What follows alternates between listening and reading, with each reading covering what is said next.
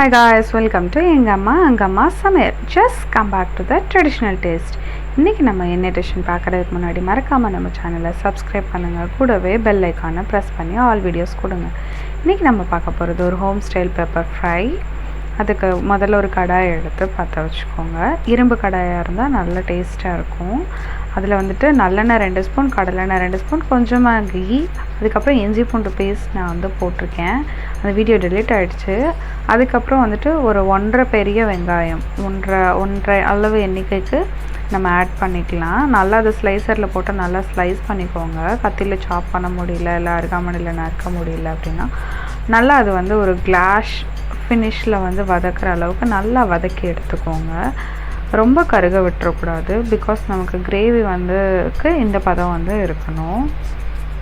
அதுக்கப்புறமா ஒரு 1 medium size டொமேட்டோவை நல்லா சாப் பண்ணி போட்டுருங்க.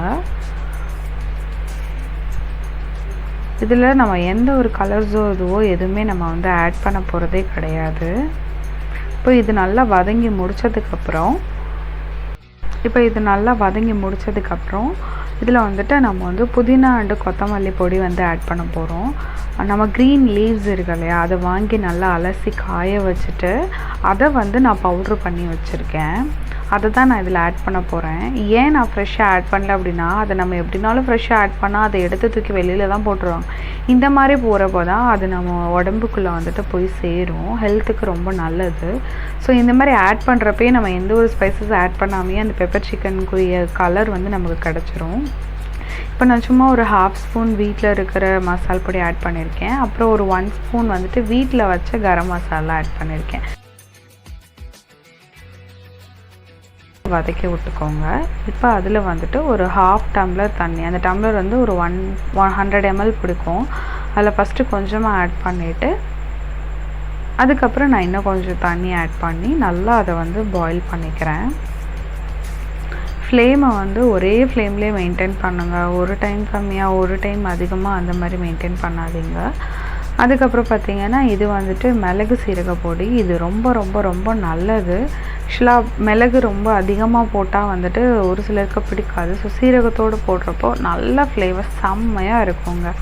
அடுத்து இப்போ நான் ஆட் பண்ணி வச்சுருக்கிறது ஒரு 1/2 kg சிக்கன் வந்துட்டு நான் அப்படியே ஆட் பண்ணலை. இதில் வந்துட்டு எல்லா மஞ்சள் பொடியும் உப்பையும் போட்டு நல்லா ஒரு 2-3 டைம்ஸ் நல்லா வாஷ் பண்ணிவிட்டு தான் நான் இதில் வந்து ஆட் பண்ணியிருக்கிறேன். இது நல்லா இந்த மாதிரி நல்லா மிக்ஸ் பண்ணி விட்டுட்டு இப்போது இதில் வந்துட்டு லைட்டாக 1 பிஞ்ச் மஞ்சள் பொடி சேர்த்துக்கோங்க. அதுக்கப்புறமா உப்பு சேர்த்துக்கோங்க. உப்பு நான் இங்கே வந்து கல்லுப்பு ஆட் பண்ணியிருக்கேன். உப்போட கார்ப்பு தன்மைக்கு ஏற்ற மாதிரி நம்ம உப்பு ஆட் பண்ணிக்கலாம். என்னோடய உப்பில் வந்து கார்ப்பு தன்மை கொஞ்சம் கம்மியாக இருக்குது, அதனால் நான் கொஞ்சம் நிறைய ஆட் பண்ணியிருக்கேன். உங்களோட உப்பை பொறுத்து நீங்கள் ஆட் பண்ணிக்கோங்க. ரொம்ப கூடிட வேண்டாம்.